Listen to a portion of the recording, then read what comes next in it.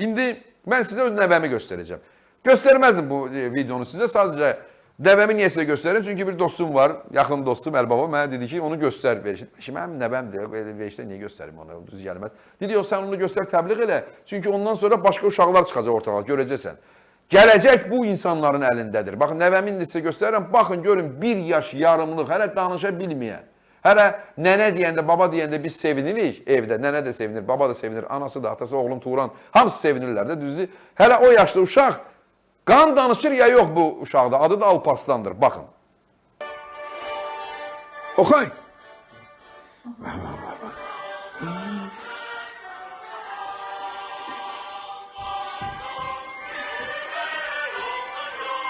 Ay canım, oxay.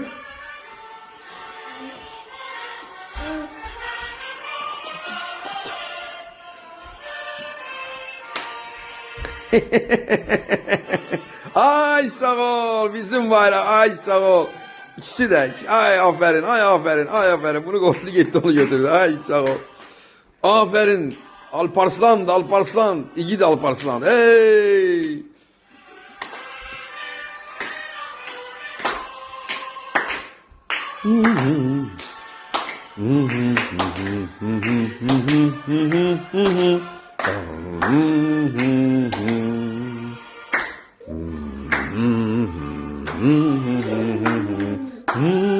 Aklını da birleştirir ki bayrağı.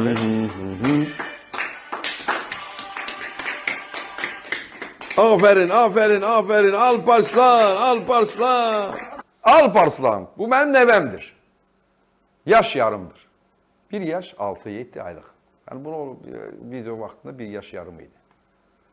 Böyük Alparslanın 1071'də Malazgirt Savaşı'nda qalib gələn o yiğit Alparslanın ruhu şaddır, belə Alparslanlar böyüyür.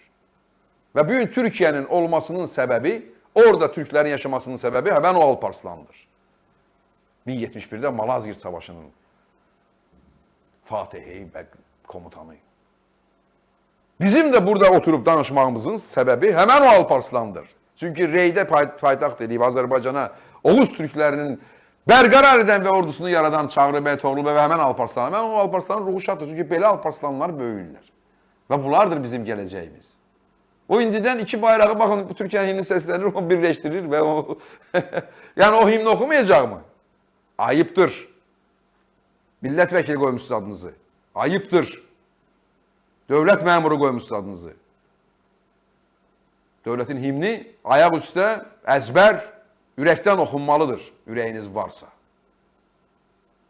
Bu Alparslan oxuyacaq, Alparslan kimlər də oxuyacaq. Amma Əlbaba demişkən, dostum demişkən ki, belə insanlar, belə uşaqlar peyda olacaq, sən videonu göstər və bu videonu göstərmə səbəbi oldu ki, indi Təbrizdən bir balaca igidin videosunu gördüm və onu nümayiş etdirməyə qət elədim öz nəvəmi. Baxın indi bu Təbrizli igidə, görün nə oğuldu. Baxın bu oğula, baxın. Oxay, ah igid, baxın, baxın da, baxın bu igidə. Onlardır bizim gələcəyimiz. Bu Təbrizli igid, o gözəl insan, o ruh, o qüdrət var o balaca boyda, o şirin, onun ətri də gözəldir. Var ol oğlum, Tanrı qorusun. Tanrı qorusun bu ruhla yaşayan bütün gənclərimizi, balalarımızı, yeni yetmələrimizi. Vətən uğrunda bu simvolla biz can verməyə hazırıq deyirlər. Qan tökməyə hazırıq deyirlər bu yiğitlər. Və böyük Turan quracaqlar bu yiğitlər. O yüzden de buradan Təbrizə, Reyə, Rəşdə, Ərdəbilə, Ənzəliyə, Xoya, Urmiyəyə, Dərbəndə sevgimiz, salamımız var. Tanrı sizi qorusun.